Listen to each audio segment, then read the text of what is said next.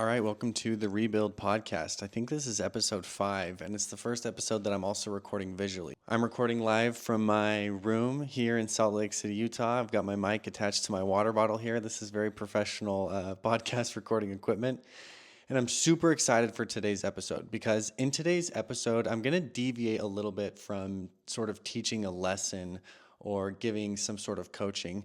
And I'm going to talk about what even makes a life coach worth listening to. I've had this experience recently where I might be with some friends or I might be out doing something and I'll be meeting a stranger or talking to someone and say something like, yeah, certain relationships are really hard for me because I struggle with a certain degree of closeness. And the closer people get to me, the harder it becomes for me to enjoy the relationship. And they might say, well, how in the world can you be a men's coach if you struggle with relationships? Or let's say I might be out with friends and we're dancing at the club and someone goes, how can you be dancing at the club and be a men's coach? And so I wanted to hop on and create a podcast and answer that question because I do think it is confusing for a lot of people to see either a therapist or a coach making mistakes or experiencing a level of human imperfection. Now, I think it's a common belief to think that your life coach or your therapist has everything figured out. They're this super healthy monk level person that's going through life sort of without the normal struggles that the rest of us have. That's obviously not true. So then what is the value of a life coach or a therapist? I want to use an analogy to really drive this point home. Oftentimes people think that a life coach or a therapist is at the destination. So if we think about a hike, they think that their therapist or their life coach is already at the top of the mountain and they're looking back from the top, giving advice or directions on how to get to the same place where they're at. Now, this is the misunderstanding. I, as a life coach, am not at a destination where you are hoping to get to, and I'm not at the place where you're trying to get, giving you instructions to get to where I got. I'm a life coach because I have discovered a way of hiking for me that makes the hike less miserable. I have found a way to hike that I enjoy, that I feel like I'm able to cover great distances in a good amount of time without causing injury to myself, while enjoying the hike, while enjoying the nature, while making friends along the way. I, as a life coach, have found a way of making the hike enjoyable. Now, you as a client might be 1,000 miles further than me on the hike. And you might look back and see me making mistakes or learning certain things or having experiences that you had 20 years ago.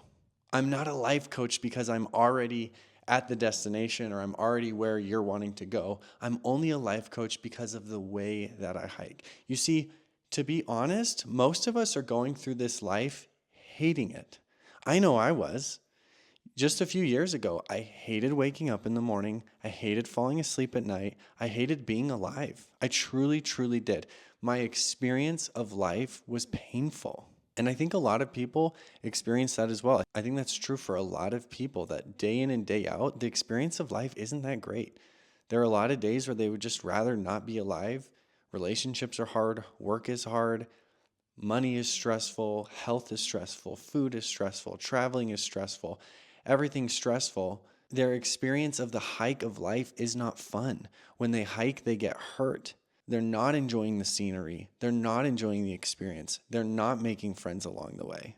So what I think makes a good life coach or a therapist is the ability to help somebody change the way that they hike to enjoy it more. It's not about being further ahead or more behind than the person or the individual. It just has to do with how are you experiencing life? You therapist, are you happy? You life coach, are you happy? When it's your turn to be sad, when it's your turn to experience struggle and trial, and life demands that you make a very big shift and it's difficult and scary and hard and you might be misunderstood by those around you. Do you move forward? Do you continue hiking in a way that's sustainable where you don't get hurt? Or do you shut down and camp out and stay at the same place for 20 years? That's the difference, I think, between what people think I am as a life coach versus what I actually am as a life coach. Now, you might be thinking, okay, Nate, what is this secret way you've discovered of doing life that's so wonderful? And I'm going to tell you, I think what makes most of our lives difficult is we are full of self-hatred. We are full of self-loathing. We despise ourselves. We're critical of ourselves. We're harsh on ourselves. And if I were to use a blanket term to describe this, it would be shame. Most of us experience an enormous amount of shame day in and day out. If I do this or I make this mistake, I'm a bad person. I'm a bad man.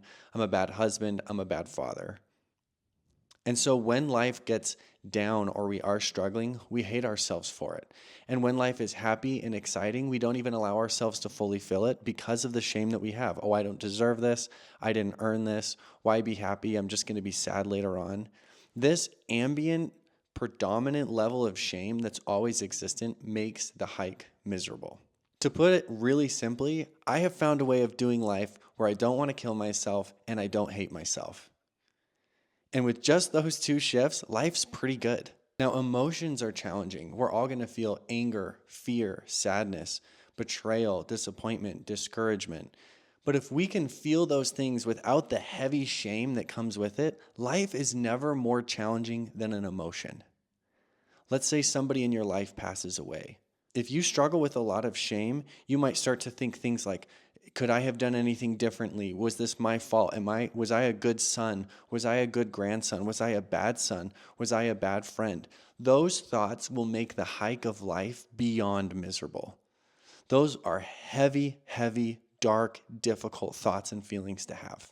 Now, if you know how to avoid having shame or to hike without shame, then you just feel the sadness of the passing of a loved one. To repeat what I said, if you can learn to not hate yourself or not dive into shame, life is never more challenging than an emotion. And if you can process your emotion without shame, the hike of life becomes extremely doable. Here's one of the main problems with shame. Life will guide us through lots of ups and downs. None of us is ever going to be at the destination. What that means is every single one of us, therapists and life coaches included, are going to make mistakes for the rest of our lives. All of us. We're all going to make mistakes for the rest of our lives. A life coach or a therapist isn't somebody who doesn't make mistakes. It's somebody who has found a way of making mistakes that makes life less painful. I want to share a story that really was a pivotal moment for me where a lot of things started to change in my mindset. When I was in high school, I went on a group date to an ice skating rink. And as soon as everybody got on the ice, I noticed two distinct groups. One group was sort of penguin walking around the perimeter of the ice skating rink. They were holding onto the guardrail. They were very, very cautious to not fall. The other group got to the ice and immediately started to just send it. They were trying things out. They were falling on their face. They were falling on their butt. They were going all over the place, getting bumps and bruises, but really trying to experience the ice skating. Now, what stood out to me the most was at the end of the date, the people who were penguin walking were still penguin walking. But those who had really gone after it from the beginning, they were pretty good. They were moving around the ice skating rink. They were trying new things. They were sort of developing a skill set already in just a few hours. And that's when it really clicked for me that going through life, just avoiding mistakes, while some people might think that that's moral or noble, it results in a very handicapped development. And those who are willing to make mistakes can grow a lot faster and enjoy life a lot more. You see, when we're willing to make mistakes without diving into shame, life simply becomes a learning experience. You try something, it doesn't work, so you try something different. No shame. You try a relationship, maybe you succeed, maybe you don't succeed, and that's okay. That's information. We're moving forward. And if you are willing to make mistakes without hating yourself, life is just simply this experimental process of figuring out what works and what doesn't work and slowly optimizing your life to become better and better for you. I have found that most people heal on a pendulum. So for example, somebody might be just overly rigid and neurotic. They're very controlling. They always have to look a certain way. Their house has to be a certain way. Oftentimes, healing for that person doesn't look like dropping from all the way up here to perfect center, where they found this perfect balance between over-controlling and just being chill and letting things go. And people that are unwilling to make mistakes will never swing from their perch up here because they know if they do, they will swing past middle and be imperfect in a less favorable way for them in their belief system. There really isn't anything very admirable about this stagnant lifestyle that is promoted by fear. This is how I find individuals who've been struggling with the exact same thing for 10, 20, 30, 40 years. On the hike of life, they set up camp in a certain valley and they can't seem to get out of it because they're unwilling to risk falling on the climb up and out of the valley. Whereas those who have learned to not hate themselves and are okay making mistakes, they swing down from this perch and maybe have a period of time where they're a little too chill. And maybe life starts to reflect back to them, whether that's missed payments or their credit score starts to take a hit or their relationships start to fall apart and they realize, okay, that's a little too chill, and they swing back. And on their swing back, they find themselves being a little bit too controlling again. And over time, through experience, just like the ice skaters, through falling down and getting back up, they find out a way to do life that works, that feels good. I have found as I've made adjustments to the way I hike and the way I do life, the main difference between the way I hike and the way I see my clients hiking when we first meet is I am simply willing to make more mistakes than they are and hate myself less than they would hate themselves for those same mistakes. As a result, I'm able to grow and learn from those experiences faster and get further along the hike while enjoying the hike more, simply because of a willingness to make mistakes by being brave and courageous and being willing to not hate myself when I make those mistakes. Now, there were moments in my hike of life I truly thought I would never be okay. I thought that the hike of life would always just be dark and miserable. I'm sometimes overwhelmed waking up in the life that I currently live in, and the amount of patience and grace I have for myself to make mistakes makes life such a safe, enjoyable place to be. Now, a few days ago, I was looking at my Instagram page and trying to look at it as objectively as possible. And I was surprised as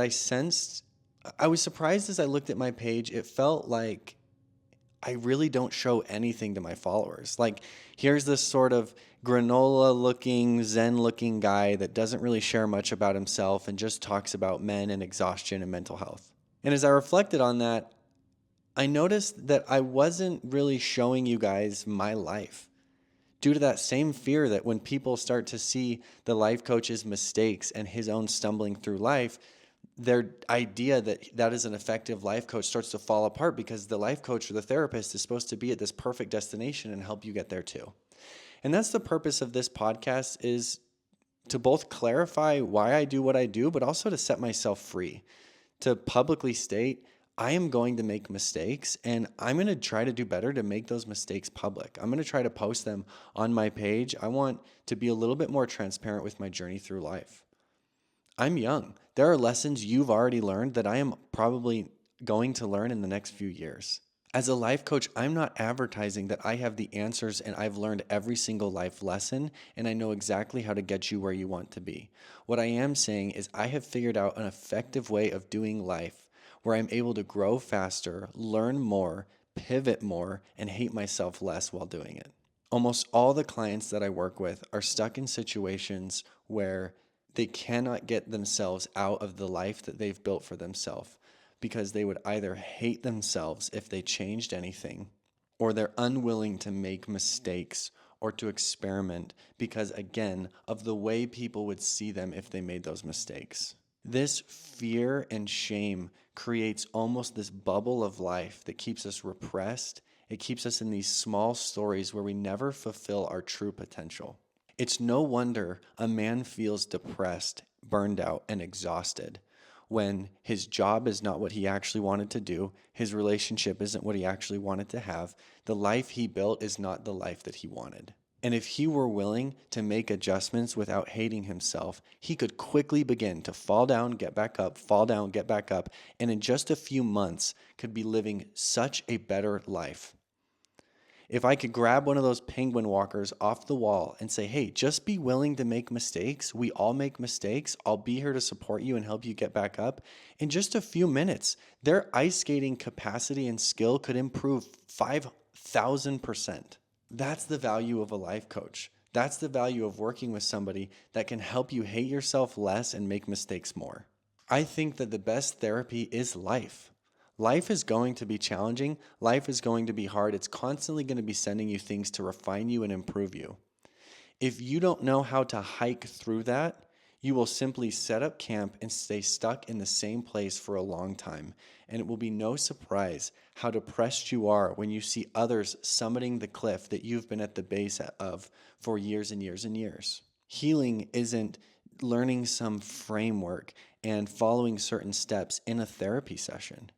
Healing is you going into your life and doing it differently and making adjustments and making mistakes until you have found a way of doing life that you love. The goal that I have with my clients isn't for them to never experience sadness, anger, defeat, or failure. The goal isn't that they never break up again or never have a separation or end in the perfect job and never leave it again. Those are such perfectionistic approaches to healing. It's ridden with fear of error and mistake. My goal with my clients is to help them learn ways of being who they are that are less painful, so that when the breakup does need to happen or the career shift does need to happen, they're capable of doing it without it causing, losing 100 pounds or gaining 100 pounds or picking up an addiction or ruining their relationships or their life. So when people see me make mistakes or get to know some of the things that I do struggle with, they can tend to be confused. And I wish what I could explain to them is, hey, I'm actually okay with the fact that I'm making this mistake. I'm aware of it and I'm observing myself grow through it. And the only difference between me and you is I'm willing to be seen making that mistake and you aren't. And because you're unwilling to make those mistakes because of your own prison of shame, I am going to learn and grow faster than you, not because I'm better, not because my life is harder, but because I'm simply willing to hike through it because I found a way of hiking that makes me enjoy the hike. I can say from a place of complete honesty, even when I'm going through shit, even when my life is hard and difficult and painful, I am well. I am alive. I am not necessarily enjoying the process, but I'm grateful for it. And because of that, I feel like I'm able to move through challenges and obstacles without going into these kind of spiraling depression and anxiety rabbit holes that I used to constantly find myself in. Every week when I'm working with clients, whether it's individually or in the Rebuild group coaching program, I'm just helping men get more deeply connected to themselves so that they can know what changes to make. And you want to know what keeps people disconnected from themselves? Fear and shame. Fear and shame will make your hike of life the most miserable experience imaginable. It will bring hell to you if you are living a life of fear and shame. And if you can find a way to hike without being afraid and without being ashamed, you will find yourself on the top of peaks that you never even dreamed of. So in a way, this podcast was mostly for me, to set myself free from the pressure of being this perfect life coach and explaining what I actually think my value is that I bring, where I actually think joy and happiness come from. I don't believe it comes from perfection, and I don't believe that any of us are at the destination or will ever get there. I think life is all journey, no destination. And so if you can find a way to stop obsessing over the destination so much that you never hike and just learn to hike and make mistakes and enjoy the process, life becomes very doable and enjoyable. And at the end of the day, that's what we're all looking for. We're all just looking to be happy, to be at peace, to feel like we have a sense of purpose. Every once in a while, I open up some one-on-one coaching spots, and I always have availability in my group coaching program. If this podcast has resonated with you, I invite you to reach out. I've got my email in the show notes. I respond to all my messages personally, both on Instagram, Facebook, and in my email. Just reach out. Let's have a conversation, and let's see where you're at on your hike. What is the peak or the mistake that you've been avoiding? What is the shame that's keeping you frozen in place, and how can we start to move past it? I hope you've enjoyed this episode. I hope it's given you some ideas of how to reframe your own hike of life and your own healing process, and that you can stop aiming for destinations and just start finding ways of enjoying the hike. Please like and subscribe. This is a brand new channel. I'm hoping to grow it to reach as many men as possible, but it's reaching you, and for that I'm glad. And I would love to hear your thoughts on the episode. If you ever think to just shoot me an email and let me know what you're thinking, it helps me always with future episodes. Anyways, hope you're all well. Happy holidays. We'll talk to you guys later.